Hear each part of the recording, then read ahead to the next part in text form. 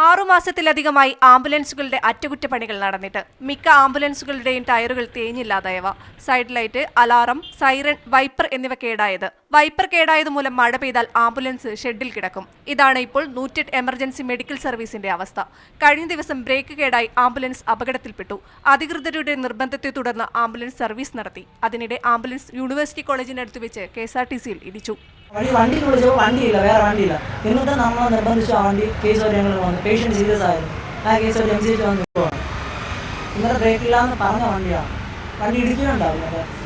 Thiruvananthapuram മംഗലപുരത്ത് ഓടിയിരുന്ന ambulance കാണാതായിട്ട് 1 മാസമായി.